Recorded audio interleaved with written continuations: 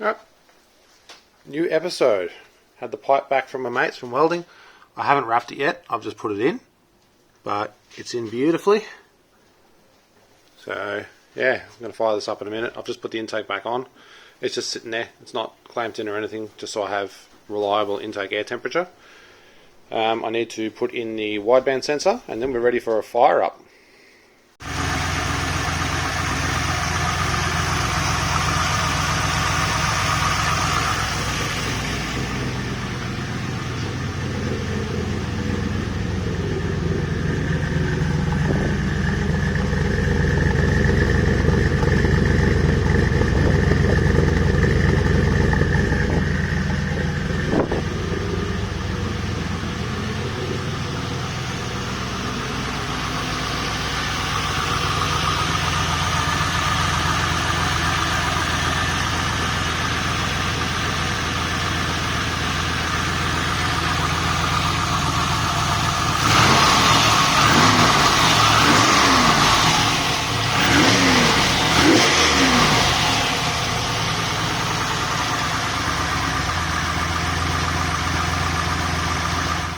Okay, another day of lockdown, so I'm back in the shed. Can't do anything else, so I may as well be out here. I've got a few things I'd like to knock off today. First one is I'm going to pull this dump pipe off and wrap it.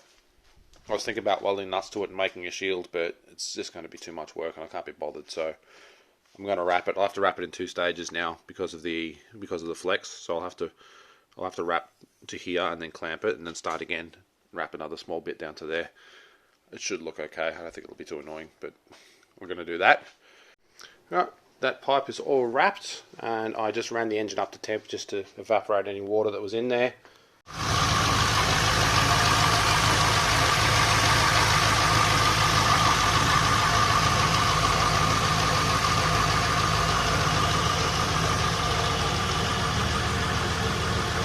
It's turned out pretty nicely. Obviously that clamp's going to be visible there, but I'm happy with it. I think it looks pretty good. I couldn't get it wrapped on the transition because I just wanted to come down. It's fine. It's a tiny little bit there that'll be exposed. It won't be an issue. I did check the codes the last time I ran the car, and I've got 2 codes that I need to look at. The first is that there's no signal coming from the cam sensor, which is a problem, and it also explains why I'm getting the occasional pop every now and then when I try and start it. Depending on where the engine stops, it may or may not do that, but yeah, that's just the thing, and it's a pretty good indication that the cam sensor is not working. As far as I know, when you change from Gen 3 to Gen 4, the wiring on the cam sensor is actually flipped on the outer pins 1 and 3. I don't know if I did that, so that's the first thing I'm going to check. There's also a code for no coil on number 8. So that's the one that previously, on a previous video I showed a spark plug that was just completely black, was cylinder 8. So that may be a problem. That coil may have an issue itself. There may be an issue with the lead. There may be an issue with the wiring that I've done to that coil. A lot of things I've got to check, but first things first, I'm going to let this cool down a little bit more, and then I'm going to check that cam sensor wire that runs down in there and see how it looks. Okay, that's done.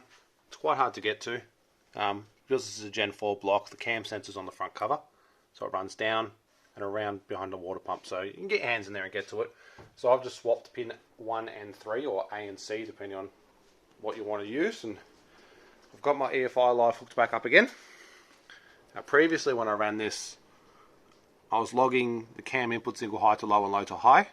These should increment. They should increment one different to the other, but they should increment. And what I was getting is there was nothing counting at all. It just wasn't rising, so that indicated a problem with the sensor. So let's see what it does this time.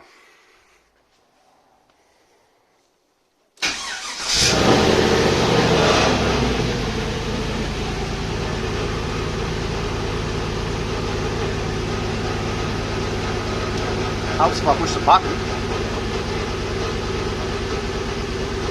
There we go. It's counting now, so that's working perfectly. I've just had some new ignition leads arrive in the mail. I've wanted to change these because these are the ones, well, a couple of reasons actually. These are the ones off my old Turbo Statesman, and they're a little bit scorched in some places, and while it's not hurting it, I'd rather have new ones just for peace of mind. And the other problem I find is they're really tight against the stud. So if you have a look at some of these, they're actually, especially the middle one, I can't really see here, in there maybe, they actually rub against the stud heads. So I've just changed one over here that was easier to get to. You can see in here, the actual spark plug end sticks out way further. So it's much easier to get a grip on to install and remove properly, but it clears everything. So I've got more of these heat boots. I've only put 4 on this side because this is the hot side, but I'll put them on this side as well. So they don't look as nice. I prefer the dark look, but I'd rather it work. So I'm going to change those all over. Before I get all excited about changing out all these leads with new ones, I still have to address this problem of the number 8 coil not firing. It seems coincidental to me that the only one that's not working is the one that I've modified. So I've modified this bracket and lifted that coil up. So I'm wondering if I actually broke this very old and brittle harness. So I'm going to pull this whole coil pack off and check it. As far as I remember or understand, there should be 3 common wires to all 4 of these coils, and then only 1 wire is unique that feeds back to the PCM. There should be like a chassis ground, a main power feed, an injector driver power, and then the earth which is triggered by the PCM. So 3 of the 4 should be common between all 4 of them. So I'm going to pull that out. I'm just going to resist to check that just to see if that wiring is okay here, because it's much easier to check this part than the rest of the wiring that runs into the car. I might even swap this wiring, the whole patch loom, from another set of coils I have, which is off a low-K engine that hasn't been so heat affected as these. But first step is to get them off and have a look. So I've just sensor checked those to confirm my findings or confirm my thoughts. So 3 of these 4 pins are common between each one. So it's only the second pin that is unique for each of the injector drivers themselves. So I have checked continuity between all of them and the plug. It's all working as far as I can tell. So my problem must be between this second pin here and whatever runs back through there and into the PCM. So that's going to be the annoying part. So I'll have to check it. I think it's green 66, the one that I diagnosed. So I'll have to find that pin and trace it back through. I did pull these coils out. These are LS2 style coils. They don't fit, and they're different dwell settings, so I don't want to swap them over. But I was going to use this loom.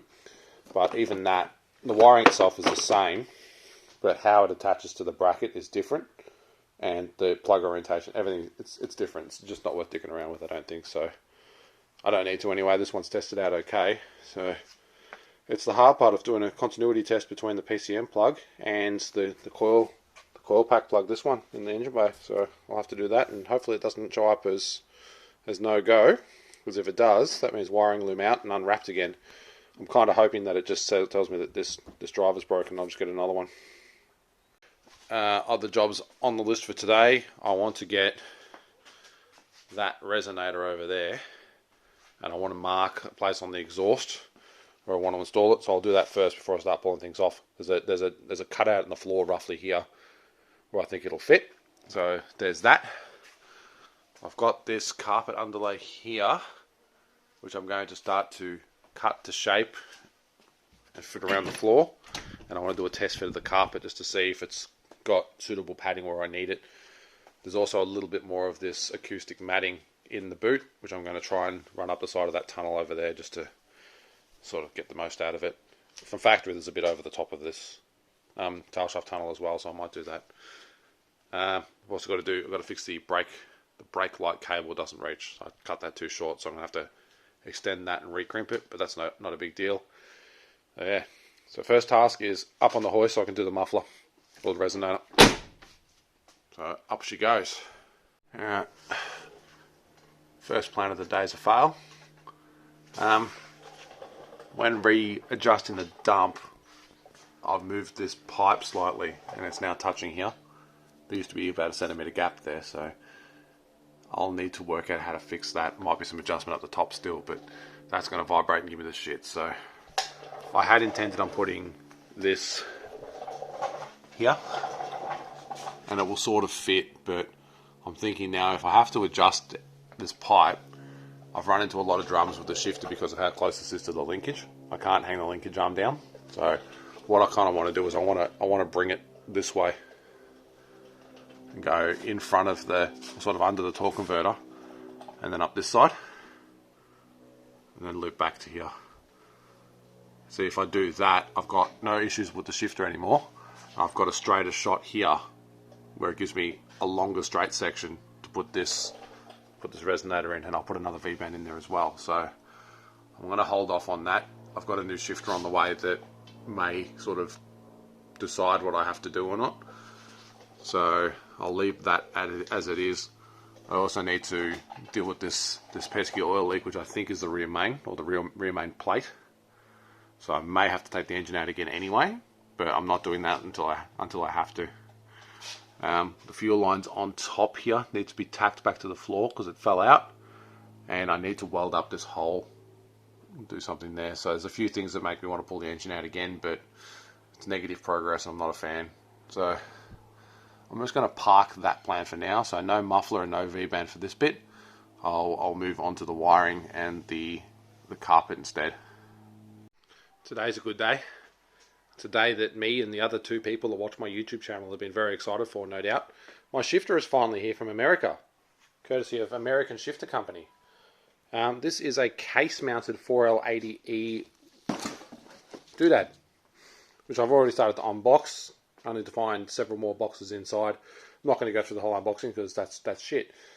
There was no instructions in here.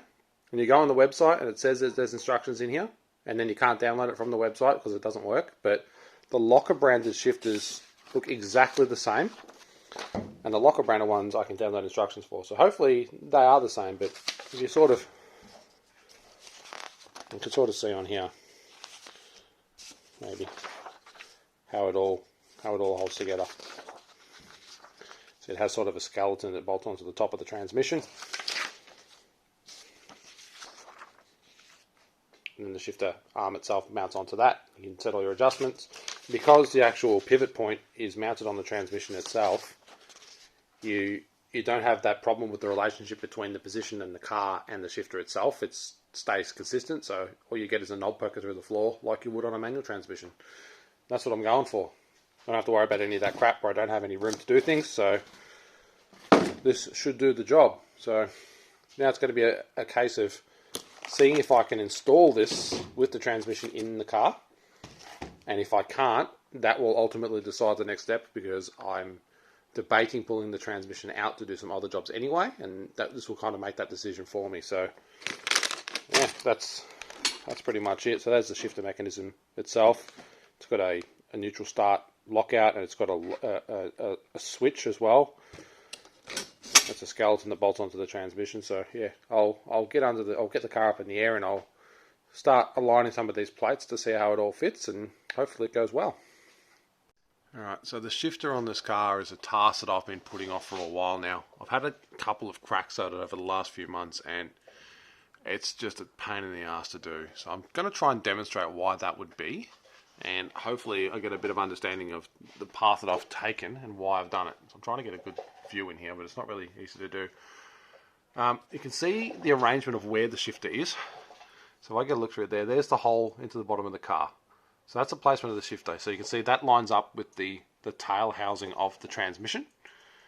And if you could imagine the relationship with where, I'll just slide back on the chair a little bit, of where that sort of would be to where the cable extension would be on a cable-driven shifter facing forward, and then the arrangement of that to the actual shifter linkage, we've got about 10 inches.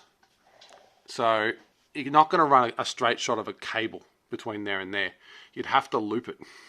Now, if you think of the orientation of a shifter, let me just get something going over here.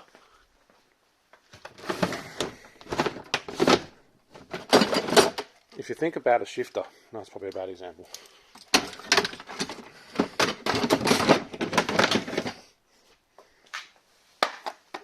So from the driver's seat, if you think about the orientation of a shifter, that's in park now. So when you pull that from park to reverse to neutral to drive, that part moves back, this part moves forward. Okay? So for every gear that we shift down, this part moves that direction. I'll go back under the car.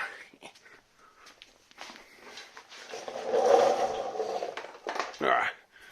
So the cable, if I was using a cable, the cable is now getting shunted that way from park to reverse to neutral to drive. In order to translate that to that link pin, it needs to have the rod or the actual arm that pivots off here hanging downwards. So it would go park, reverse, neutral, drive. Okay?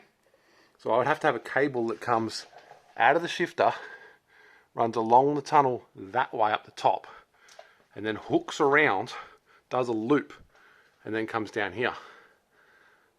I also then need to have an arm which is the correct length that hangs downwards towards the exhaust and doesn't burn and snag anywhere.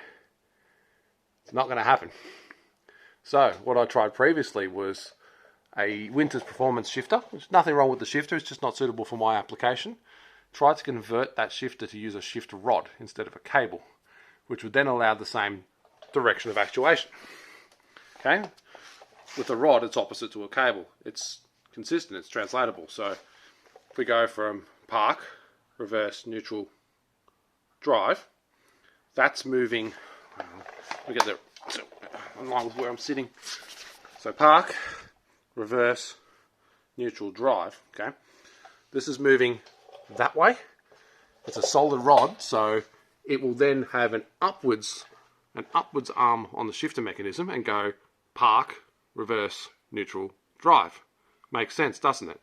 Nice and easy. Straight rod from there to the shifter. Should be no problem.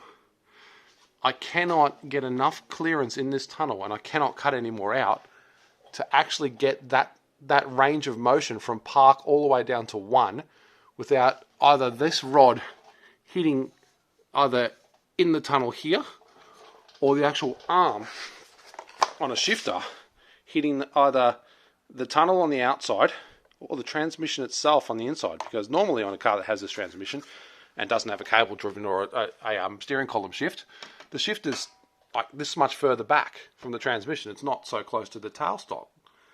So the arm actually gets messed up and mixed up with the mechanics of the transmission, which is normally not a problem. It is for me. So you can see on this one I've been cutting and bending and welding and trying to get that in a position where it's just a happy compromise for everything. I can't do it. I also wouldn't be using this shift in this car. This is one out of a Commodore. I just grabbed this one because it's from a car that has a factory 4L60. And the 4L60 relationship between the gates on the transmission is the same as a 4L80. So the actual arm length is consistent for what I need. Didn't work out, but it was a test. So I've moved away from that. I've got what's left of the Winters Performance shifter in here, and all the different things that I've tried in there. That's not going to happen. A few different attempts at shift rods with different bends to clear the transmission everywhere I'd need to. That's not going to happen. Now, if you look at the path that I'm going down now, and you look at the transmission mounted option, this here sits on top of this plate, the other ends, and it bolts to the transmission itself. So I know it's going to clear everything on the transmission because it's physically designed for it.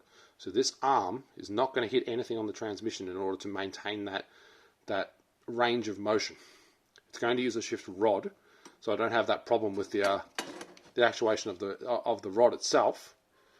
And all I have to then worry about is the clearance from the body of this to the body of the car, which looks pretty good because this sits up nice and high. It sits in the floor cavity where the factory shifter would go. So I think that's going to work to my favour. Oh, another thing that I probably can't show. Another thing you can do with a shift cable style shifter is you run the cable backwards. So you'd have the motion going this direction with the cable, which is a lot more of a pull motion, and then you can have the arm at that end facing upwards. That would work. That makes sense. I can run the cable back this way. That'd be all fine. No problem. However, again, on a Volvo, the transmission, the floor shape is a straight sort of cliff face behind the shifter.